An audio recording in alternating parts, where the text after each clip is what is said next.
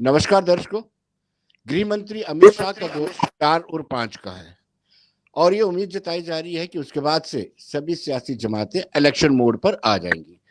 कुछ ऐसी बड़ी घोषणाओं की भी उम्मीद है, लेकिन जो भारतीय जनता पार्टी का एक नारा है 50+ का, वो कितना सटीक और सही है पर आज हम चर्चा करेंगे। सुरेंद्र अंबरदार जी जो सीनियर बीजेपी के लीडर हैं, XMLC, हमारे साथ है। सुरेंद्र जी, आपका स्वागत है। इमरान नबी जो नेशनल कॉन्फ्रेंस के यंगेस्ट लीडर हैं और स्पोक्स पर्सन है, आपका भी स्वागत है। शुक्रिया, थैंक यू। शुरुआत मैं नबी साहब से करूंगा। 50+ का भाजपा नारा कर रही है। क्या नबी साहब आपको लगता है कि भाजपा की एक्सेप्टेबिलिटी कश्मीर में बन गई है और इसलिए भाजपा दावा कर रही है 50+ का? देखिए, एक डेमोक्रेटिक सिस्टम में एक डेमोक्रेटिक जो इंस्टीट्यूशंस हैं, ये एक पैरामीटर्स होते हैं किसी भी पॉलिटिकल पार्टी का जोर आजमाने के लिए। अब अनफॉर्चुनेटली वो डेमोक्रेटिक प्रोसेस यहाँ पे चल नहीं रहा है। तो मुझे नहीं लगता है कि कोई अभी बोल सकता है कोई कौन सी पार्टी जबरदस्त है, कौन जोर में है। जब डेमोक्रेटिक प्रोसेस स्टार्ट होगा तब लोग खुद बोलेंगे अपने वोटों के जरिए कि ये पार्टी हमको चाहिए और ये पार्टी मजबूत है। कोई ये बोले कि मैं मजबूत हूं, मुझे लगता है वो जैसे वो चुटकियां हवा में बातें करना, मेकिंग कैसल्स इन एयर, वो तो कोई भी कर सकता है। वो तो मुंगेरी लाल के हसीन सपने देखने दीजिए। बाकी जो रियल जहां पर आप पार्टी की पॉपुलैरिटी और पार्टी की एक्सेप्टेंस लोगों में और उस सोसाइटी में देखने को मिलेगी, वो सिर्फ मिल सकती है जब उस सोसाइटी या उस एरिया में एक डेमोक्रेटिक प्रोसेस स्टार्ट होगा, डेमोक्रेटिक इलेक्शन स्टार्ट होंगे, और वहां पर आप, वो सबसे बड़ा मेन पैरामीटर है। बाकी आप लोग लाइए, it's a show off management. Ultimately what matters is who will vote for you. अभी आपने सवाल पूछा, मैं आपको बोलूंगा अभी डीडीसी इलेक्शन हुआ। डीडीसी इलेक्शन आप एग्जाम्पल ले लीजिए। डीडीसी इलेक्शन में आप मुझे बताइए कि बीजेपी ने कितनी सीटें यहाँ पे जीती, कितनी सीटें जीती उन्होंने। उन्होंने तो इतने पैसे यहाँ पे खर्च किए, बट वो आपके सामने एक जैसे आप हिंदी में वर्ड एक it's an example for all of us.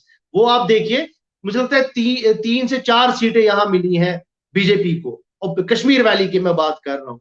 और वही एक लास्ट इलेक्शन हुआ है, उससे पहले पार्लियामेंट का इलेक्शन हुआ। और आप देखिए साउथ, मैं साउथ की बात करूंगा, जो साउथ के कैंडिडेट थे उनके नंबर ऑफ वोट्स देखिए। तो ये आपको बताएगा कि बीजेपी कितनी पॉपुलर है और कितनी एक्सेप्टेबिलिटी है बीजेपी।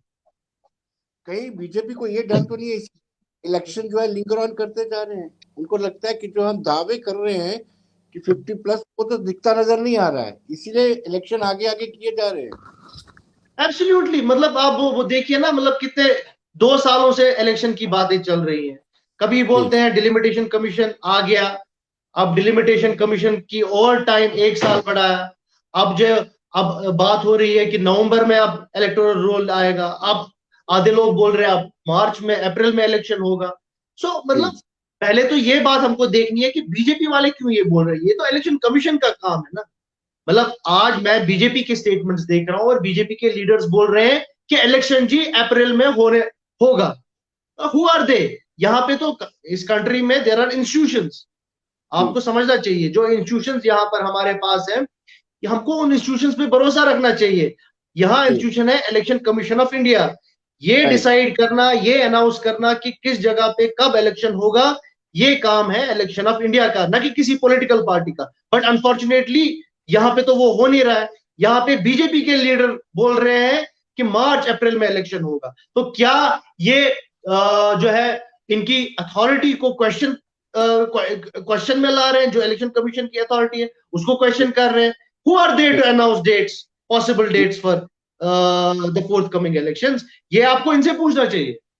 जी, लेकिन इमरान साहब ये अपनी सहूलियत के मुताबिक स्टेटमेंट देते हैं। अगर हम बात की जाए तो अभी चीफ इलेक्टोरल ऑफिसर की प्रेस कॉन्फ्रेंस हुई थी, उसमें बड़ी कंट्रोवर्सी बनी थी। 25 लाख वोटर, वो कौन से वोटर, कैसे स्टेटमेंट दी थी सीओ ने? उसके बाद सफाई डायरेक्टर इंफॉर्मेशन देते हैं एक आधे पेज का इश्तेहार निकाल करके। बिल्कुल बिल्कुल, आपने बिल्कुल, मैं आपकी बात से पूरा इत्तेफाक रखता हूं। मतलब जिस इंसान को क्लैरिफिकेशन देनी थी या जिस इंस्टीट्यूशन को क्लैरिफिकेशन देनी थी वो तो दे नहीं रहा है। और जब हमने उस पर रिएक्ट किया, हमने यही बात कही उसमें कि we wanted a clarification from chief electoral office, वहीं से, बट अनफॉर्चुनेटली वहां से आई नहीं। फिर उसमें बाद में बोला गया, फिर बीजेपी क्लैरिफिकेशन दे रही है, फिर फ्रंट पेज पे एड्स आ रहे हैं हर किसी न्यूज़पेपर में। मतलब they have made a mockery of the institutions unfortunately. यहाँ इंस्टीट्यूशंस की एक जो ऑटोनॉमस वर्किंग है वो क्वेश्चन में आ रही है, वो इन्वेड हो रही है अनफॉर्चुनेटली। मेरी इनसे गुजारिश यही रहेगी कि हमारे जो इंस्टीट्यूशन, चाहे सुप्रीम कोर्ट हो, इलेक्शन कमीशन हो, जितने भी ऑटोनॉमस इंस्टीट्यूशंस है, इनको इन्फ्लुएंस करना छोड़ना पड़ेगा। इनको इनके काम में इन्फ्लुएंस करना, ये इट इज मतलब ये काउंटर प्रोडक्टिव हो जाएगा डेमोक्रेटिक प्रोसेस के लिए। ये बीजेपी को समझना चाहिए, इनको एक्सेप्ट करनी चाहिए autonomous nature of these institutions, और काम करने देना चाहिए इनको जो जिसपे ये बने हैं और जो इनका मैंडेट है। जी सुरेंद्र अंबरदार जी, आप हमें ये बताइए, डार साहब ने कहा, इमरान साहब ने कहा कि ये तो मुंगेरी लाल के हसीन सपने हैं, एक सवाल। दूसरा उनको कहा है कि जो ऑटोनमस बॉडी है उनको उनके बीच में इंटरफेयर या उनको इन्फ्लुएंस करना काउंटर प्रोडक्टिव हो सकता है, को नुकसानदायक हो सकता है। देखिए विनोद जी, एक तो बात यह है कि राजनीतिक पार्टियां सपना देखती हैं और सपने को एग्जीक्यूट भी करती हैं। भारतीय जनता पार्टी ने जो अभी तक स्लोगन दिए हैं सारे देश भर में, हमने उनको करके दिखाया है। जी। हम स्लोगन नहीं देते, हम टारगेट फिक्स करते हैं। इसलिए ये कोई पॉलिटिकल पार्टी ना समझे कि हम सिर्फ स्लोगन देते हैं। दूसरी बात क्या है कि जम्मू कश्मीर में क्या सभी भारत में भारतीय जनता पार्टी का जो ऑर्गेनाइजेशनल स्ट्रक्चर है, अगर हम इनको वर्कशॉप भी करते हैं दूसरे पॉलिटिकल पार्टीज में, क्योंकि हमारा अनुभव है कि बड़े सारे पार्टीज के लोग भी हमारे पार्टीज में आए हैं जी। तो जब हम ऑर्गेनाइजेशनल स्ट्रक्चर की बात कर रहे हैं तो उनको समझने में और बहुत टाइम लगता है। इनको मालूम है कि नहीं मालूम है कि हमारे यहाँ हर बूथ पे एक स्ट्रक्चर होता है और यहाँ तक कि पन्ना पेज वर्कर होता है, और शायद ये जानते नहीं कि पन्ना पेज वर्कर क्या होता है जी। हम अपने ऑर्गेनाइजेशन के स्ट्रक्चर के बुनियाद पे काम करते हैं, हम टारगेट उसी आधार पे फिक्स करते हैं। अगर हमने 50 सीटों की, हमारे अध्यक्ष जी ने ये कहा कि इस बार 50 पार जाएंगे, तो ऑर्गेनाइजेशन ने डेफिनेटली एक वर्कआउट किया होगा। इसलिए भी आपत्ति है कि वो दूसरी पार्टीज ये कहें कि हम 90 के 90 सीट जीतेंगे, हमें कोई आपत्ति नहीं है। इनको क्यों आपत्ति है जब हम कहते हैं 50 बार हम हो जाएंगे? ऑर्गेनाइजेशन की स्ट्रेंथ ये है, हम ऑर्गेनाइजेशन के स्ट्रेंथ के बुनियाद पे, हम अपने ऑर्गेनाइजेशन स्किल्स के बुनियाद पे, हम अपने पॉलिटिकल जो हमारी स्ट्रैटेजी है उसके आधार पे हम अपनी बात रखते हैं। और डेमोक्रेसी में ऐसी कोई बात नहीं है कि हमको अधिकार नहीं है बात करने का। इसलिए ये हम सपनों को व्यवहार रूप देते हैं, हम जानते हैं वो, इसलिए हम करके दिखा देंगे। एक दूसरी बात, जब इंस्टीट्यूशंस की इन्वॉल्वमेंट है, विनोद जी कुछ दिन पूर्व मेरे पास श्रीनगर में मेरे इस ऑफिस में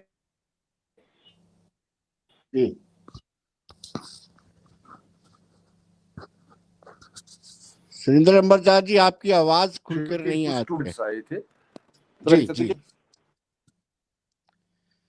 सुरेंद्र अंबरदार की आवाज नहीं आ रही है, इमरान नबी से ही जान लेते हैं। जब हम बात करते हैं इंस्टीट्यूशंस की, तो इमरान जी 1987 में जब कहा जाता है कि बड़ी ज्यादा रिगिंग हुई थी, तब भी तो किसी ने इंस्टीट्यूशन का मिसयूज किया होगा। देखिए मैं ये मानने के लिए तैयार नहीं हूं सबसे पहले, क्योंकि एक नैरेटिव पिछले कितने सालों से एक पर्टिकुलर पार्टी चला रही है कि धांधली हुई थी, रिगिंग हुई थी। मैं ये मानने के लिए तैयार नहीं हूं। मैं ये इसलिए नहीं मैं मान ले क्योंकि मैं नेशनल कॉन्फ्रेंस से हूं, बट मैं बेस्ड ऑन फैक्ट्स आपको बोल रहा हूं। अगर कहीं पे रिगिंग होती है, अगर कहीं पे कोई जो है अनलॉफुल एक्टिविटी होती है, तो आप मुझे बताइए कि एफआईआर तो दर्ज होगा, कोर्ट में तो जाएगा केस। आप मुझे बताइए, अगर किसी को तब लगा था कि दे वर रॉन्ग, क्यों किसी भी श्रीनगर कोर्ट में कोई केस नहीं हुआ? आप मुझे बताइए ना, ये एक सवाल मैं आपसे भी पूछ रहा हूं। जो ये एलिगेशंस लगा रहे हैं, आप उनसे ये पूछिए कि अगर आपको लगता था कि एक रिगिंग हुई है, आप बताइए कहां पर केस दर्ज हुआ है? At the end of the day इस कंट्री में एक लॉ है, इस कंट्री में एक सिस्टम है, और जहां पर भी एक सिटीजन को लगता है कि उसके साथ ज्यादती हुई है, उसके साथ गलत हुआ है, वो कहां जाएगा? वो आखिरकार वो तो उस टाइम पे हुकूमत के पास नहीं जाए, चलो हुकुम, वो तो अल्टीमेटली फिर जो उसको एंड का रास्ता मिलता है वो है जुडिशरी। आप मुझे बताइए कि जुडिशरी में कोई केस दर्ज हुआ तब, आज के वक्त? Give me one. जी हाँ विनोद इमरान जी। साहब। जी जी, अंबरदार जी, मैं ये आपसे पूछ रहा था कि जब डीडीसी के इलेक्शन कश्मीर में हुए थे, तब आपके पन्ना वर्कर कहाँ पे थे? जब बीडीसी के इलेक्शंस हुए थे, डीडीसी के जब इलेक्शन हुए, तो आपके पन्ना वर्कर कहाँ थे? कश्मीर में तो आपको कुछ हासिल ही नहीं हुआ, 3 सीटें आप ये नहीं एज पर मानते इमरान। हैं कि आप ये नहीं मानते हैं कि एकदम से पीएचडी ने सारा माहौल पॉल्यूट करने के बाद भी बीजेपी को कश्मीर से 3 डीडीसी मेंबर हमने चुने हैं। और जी आ, आप जो देखिए ना, जो अचीवमेंट है कि पुलवामा के काकपुरा सेगमेंट में जो हमारा कैंडिडेट है, उसने पीएचडी के कैंडिडेट को पुलवामा से हराया है। जी ये जी आ, ये कश्मीर में एक अचीवमेंट है। और जिस जिस प्रयास से नेशनल कॉन्फ्रेंस, पीडीपी, इन सब ने एक डिसइंफॉर्मेशन कैंपेन चलाई है कश्मीर में, और फिर ये कश्मीर बेस्ड पॉलिटिकल पार्टीज हैं। आप इनका भी जी आंकड़ा ले लीजिए ना कि जम्मू में इनका स्कोर क्या रहा है। दूसरी बात में जी जो कर रहा था कि कुछ दिन पूर्व मेरे पास श्रीनगर के कुछ विद्यार्थी आए थे। मैंने कैजुअली उनसे पूछा कि भैया श्रीनगर में सबसे बेस्ट कॉलेज कौन है? तो उनका कहना था कि अमर सिंह कॉलेज है। जी मैंने पूछा कि वो कब बना था? कहा जी कि वो 47 से पहले बना था। जी अब इनसे पूछ ले कि 47 से पहले कॉलेज बना था, वही पहला one of the best college है। 70 साल में एक कॉलेज श्रीनगर, जो फेस ऑफ जम्मू कश्मीर है, जो यहाँ कैपिटल सिटी रही है, नहीं एस्टैब्लिश कर पाए हैं। जब ये इंस्टीट्यूशन की बात कर रहे हैं ना, अगर इंस्टीट्यूशन इनके फेवर में डिसीजन देता है तो फिर इंस्टीट्यूशन सही है। अगर institution genuine logic based decisions देते हैं तो फिर इंस्टीट्यूशंस पे भी उंगली उठाते हैं। ये जी अपने कन्वीनियंस के हिसाब से भी ये इंस्टीट्यूशंस को भी डिफेम भी करते हैं और एक्सेप्ट भी करते हैं, उनको अनएक्सेप्ट भी करते हैं। इस प्रकार की दुगली राजनीति जो पहले चल रही थी अब नहीं चल रही है। कश्मीर में बीजेपी के इम्प्रिंट्स बड़े हैं। जी हम हम बहुत बड़ी पार्टी रही, जी इनके पास स्ट्रक्चर नहीं है, इनके पास इच्छा शक्ति नहीं है। इनका जो वर्कर है बहुत हताश है। आप इलेक्शन क्यों नहीं करवा लेते सुरेंद्र जी? अब आप कहेंगे इलेक्शन तो इलेक्शन कमीशन ने करवाने हैं, लेकिन आपके लोग यहाँ पे आकर के कहते हैं उस मार्च आधार पे हम अप्रैल। कहेंगे जी कि भारतीय जनता पार्टी, मैंने सुना नहीं विनोद जी। मैं ये कह रहा था कि आप इलेक्शन करवा दीजिए, हेलो। दूध का दूध पानी का पानी हो जाएगा, दूध का दूध दूध का पानी पानी का पानी हो जाएगा। आप इलेक्शन करवा दीजिए ना। एक तरफ आप कहते हैं कि इलेक्शन मार्च अप्रैल में होंगे, जबकि ये काम इलेक्शन कमीशन ऑफ इंडिया का है।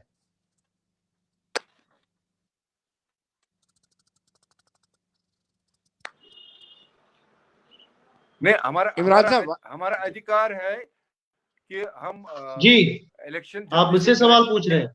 नहीं, पहले ये कहने का सवाल क्या? अधिकार तो है हमको। अंबरदार जी जवाब देने पहले। जी अंबरदार जी, नहीं इलेक्शन जो विनोद है जी, इलेक्शन कमीशन ऑफ इंडिया ने एक करवानी है। पॉलिटिकल पार्टी के कोर्ट यासीन।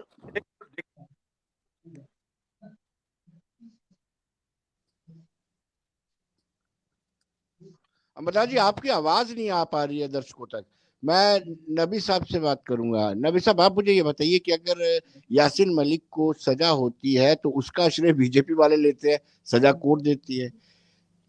इस तरीके से बीजेपी वाले ऐसे कहते हैं कि यहाँ पे हमारी हुकूमत नहीं है, एलजी कोई अच्छा डिसीजन लेते हैं तो ये कहते हैं हमें क्रेडिट जानना चाहिए। डबल स्टैंडर्ड क्यों है बीजेपी का? मतलब मुझे खुद समझ नहीं आ रहा है। देखिए, आज हम देख रहे थे एक और अभी एक स्टेटमेंट आया है, शायद बीजेपी के ही कोई लीडर है, सुनील शर्मा, आई थिंक जी जनरल सेक्रेटरी शायद। जी जी जी, हाँ, जनरल सेक्रेटरी। हाँ, उन्होंने एक स्टेटमेंट आज दिया है, मैं हैरान होता हूँ। उन्होंने बोला है कि very soon doctor Farooq Abdullah will be in jail. मतलब आप खुदारा मुझे ये बात बताइए, क्या आप एजेंसीज का भी काम, एजेंसीज का भी रोल आप ही कर रहे हैं? चाहे जी ईडी हो, चाहे बाकी यहाँ पे सीबीआई हो, हु आर दे? मतलब ये कौन से जज बन गए यहाँ पर? ये क्यों पहले ये बोल रहे हैं? मतलब इनने मजाक मैंने वही बोला, इन्होंने यहाँ इंस्टीट्यूशंस का मजाक बना के रखा है। कोई भी बीजेपी का लीडर आता है, अब जी वो जेल जाएगा, अब ये जेल जाएगा। क्या ये लिख के देते हैं? क्या हम केज पैरेड बोलना नहीं चाहते हैं, बट जो इनके बयानात आ रहे हैं सीधे एक्सप्लेन करता है कि ये सारे इंस्टीट्यूशंस केज पैरेड बन गए बीजेपी के।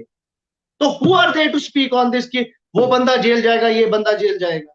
ये कौन जी होते हैं ये बोलने वाले? ये जज है क्या? जी। ये मुझे लगता है इमरान साहब ये जवाब अंबरदार जी से ले लेते हैं। अंबरदार जी, नहीं, आप ये डिसाइड इनके पास कोई जवाब, इनने पहले, एक सेकेंड, ले। आप बोल रहे हैं जी जवाब ले लेंगे, ये तब जी से आप इनको पूछ रहे हैं, वहां से कोई जवाब मिल नहीं रहा है। तो मुझे जी। लगता है कि ये देर इज नो पॉइंट, मतलब कुछ पूछने का फायदा ही नहीं है एक डिबेट का बार कोई। एक बार पता कर ले अंबरदार जी, इनका और कहना ट्राई है कर कि लीजिए। आप डिसाइड करते हैं किसको अंदर करना है, किसके खिलाफ ईडी ने छापा मारना है और कब मारना है, टाइम भी आप तय करते हैं।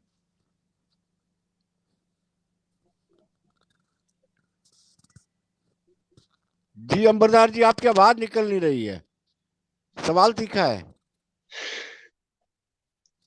आपने म्यूट दबा दियो, आपने फोन में म्यूट ऑन कीजिए, आपका म्यूट वाला बटन दब गया है। इमरान जी, मुझे लगता है इनकी आवाज नहीं आ पा रही है। आप इमरान जी, वाकई आपको लगता है कि मिसयूज कर रहे हैं एजेंसीज का?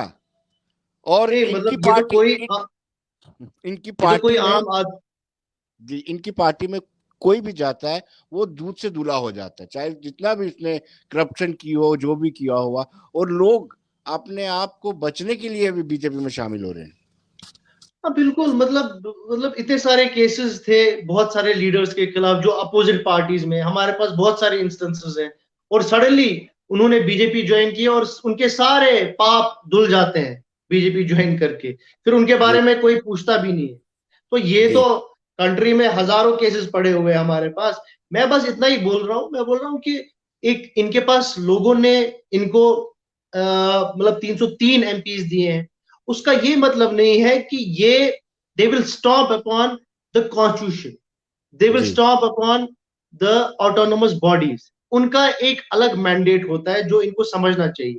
पावर हर किसी को मिला, बट इनको ये भी समझना चाहिए कि पावर हमेशा रहता नहीं, अच्छे जी दिन भी नहीं दिखते हैं और बुरे दिन भी नहीं रहते। तो जी ये इनको समझना चाहिए कि आज ये पावर में, कल ये पावर में नहीं होंगे। तो इनको जी इनको इनके खिलाफ भी कल ये सब चीजें इस्तेमाल हो सकती है जो ये आज कर रहे हैं बाकी अपोजिशन पार्टी के साथ। होना नहीं जी चाहिए। दे जी need to set an example, people who are in power, उनको एक एग्जाम्पल सेट करनी चाहिए। एक डेमोक्रेटिक सिस्टम, अगर हम बोलते हैं कि we are the world's largest एक थ्राइविंग डेमोक्रेसी है, हमको we have to behave like one. until unless we behave like a real democratic system, तब लोग हम पे क्वेश्चन करेंगे। यही देखिए, आप ऑटोनोमस इंस्टीट्यूशंस की बात मैं कर रहा हूं।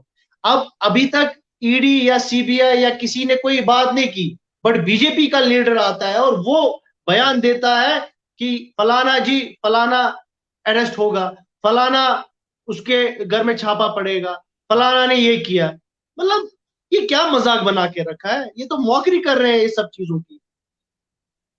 इमरान साहब, आपकी जमात पर भी आरोप लगते हैं कि जब आप पावर में होते हैं, श्रीनगर में कुछ और, कश्मीर में कुछ और बात करते हैं, जम्मू में कुछ और, दिल्ली में कुछ और बात करते हैं।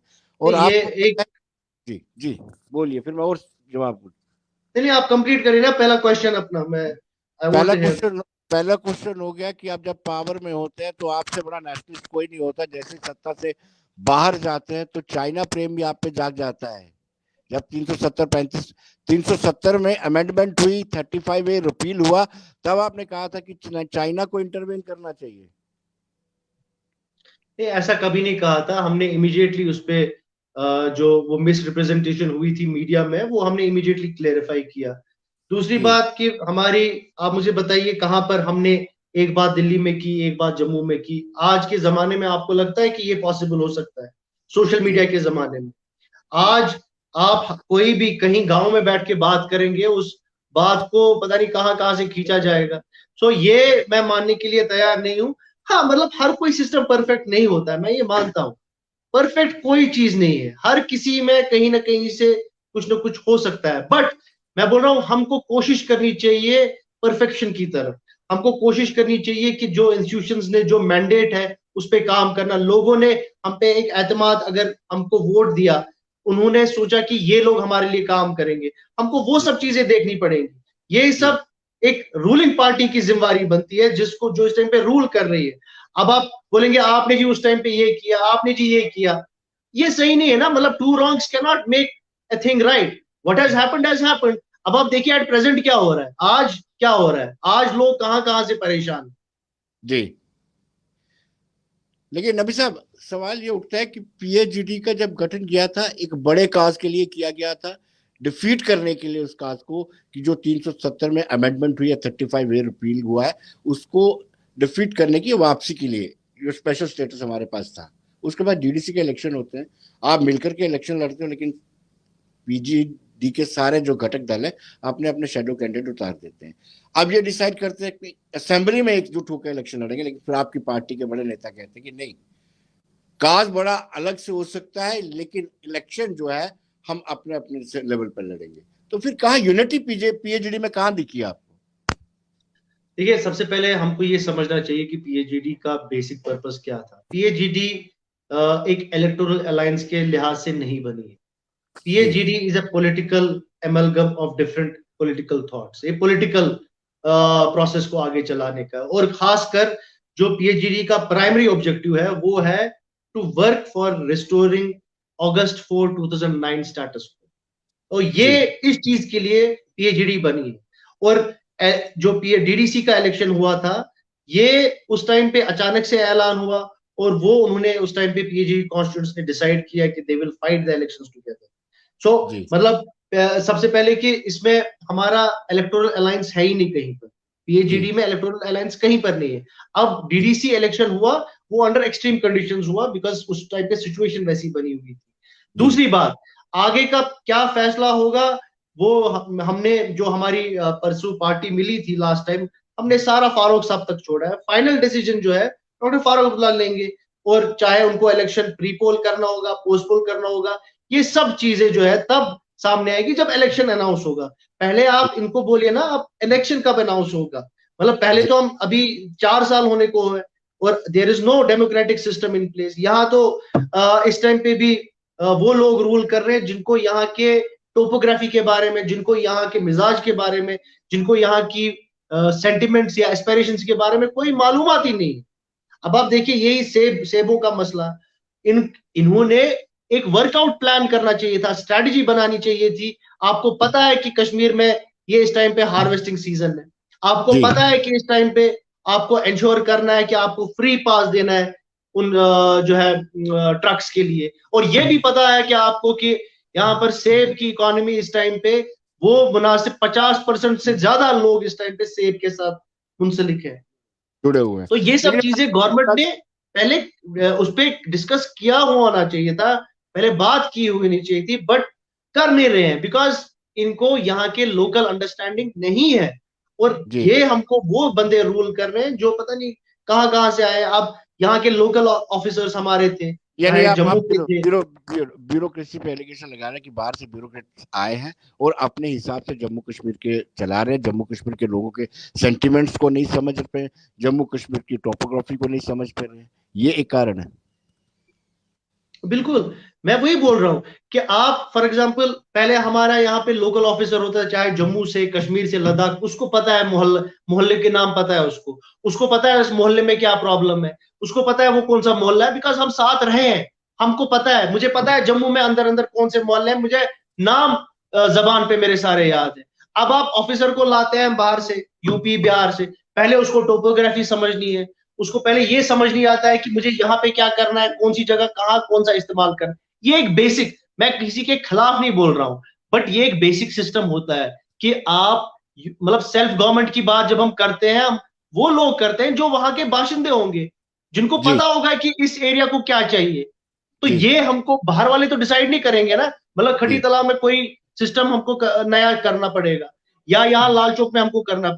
अब बिहार से कोई बंदा आएगा, पहले उसको एक दिन लगेगा एक्सप्लेन करने में कि खटी तालाब है कहाँ पर, पहले उसको जी एक्सप्लेन करने में लगेगा कि गोगजी बाग है कहाँ पर, जी उसके बाद जो है 2 दिन लगेंगे, हमारा वेस्ट हो जाएगा टाइम। तो ये जी सब चीजें, ये तो प्रॉब्लमेटिक है ना, जी बिकॉज देर इज। अच्छा दूसरी बात, एक सेकेंड, दूसरी बात ये है कि अनअकाउंटेबिलिटी है। वो बंदा आएगा, he is a government servant, उसके पास कोई अकाउंटेबिलिटी नहीं है, वो आंसरेबल भी नहीं है लोगों को। वो उठ के अपना काम करेगा, मैंने जी काम किया, बट वो काम, उस काम में कहीं पर वो इन्वॉल्वमेंट ही नहीं है लोगों की, तो वो किस काम का है, वो जी उसका क्या फायदा होगा। तो ये सब चीजें जो है, मतलब हम तरह तरह की मुश्किलों में गुजर रहे हैं, और मतलब मुझे समझ नहीं आ रहा है कि ये क्यों हम पे इतना जुल्म हो रहा है, क्यों हम पे इतना जो है जिस तरीके से हमको रखा जा रहा है। इमरान साहब, आखिरी सवाल आपसे ये रहेगा कि जिस तरीके से पीपुल्स कॉन्फ्रेंस अपनी पार्टी और अब डेमोक्रेटिक आजाद पार्टी का गठन होता है, इससे लगता है कि एक कॉन्स्पिरेसी है वोट डिवाइड करने की कश्मीर में। इससे जो कभी डेमोक्रेटिक आजाद पार्टी बनी है, इससे एनसी को कितना डैमेज होगा? देखिए, मैंने पहले भी आपको बोला, we live in a democracy, और यहाँ पे हर किसी को हक है अपनी बात रखने का। जी चाहे आजाद साहब हो या कोई और भी हो, हम जी उस पे क्वेश्चन नहीं उठाएंगे। बट हमारा एक ही जगह पे ये जो है इस पे अंदेशा, और जो थोड़ा बहुत परसेप्शन में प्रॉब्लम आती है कि ये नई पार्टी सिर्फ कश्मीर में क्यों बन रही है। तो क्या इसके पीछे कहीं पर कोई ऐसी ताकतें बैठी हैं जो यहाँ के वोट्स को डिवाइड करना चाहती हैं। तो ये जो है ये एक क्वेश्चन है जो मैं इन सब नई पार्टी, चाहे सिर्फ आजाद साहब की नहीं, अपनी पार्टी है, बाकी पार्टीज हैं जो नई बन रही है, हर किसी को हक है। बट अभी सबको मतलब ये क्वेश्चंस लोगों में है, ये मैं ही नहीं बोल रहा हूँ। आप जाके अपना एक, गुलिस्तान तो पूरी दुनिया देखती है, आप अपना एक अलग से सर्वे करिए और आप लोगों से पूछिए कि उनको क्या लगता है इन नई पार्टीज के बारे जी। नबी साहब, बहुत बहुत शुक्रिया आपका, अच्छा लगा आपसे बातचीत करके, धन्यवाद। में। थैंक यू, मुझे थैंक भी यू। बहुत अच्छा लगा। Thank you for having me. Thank you.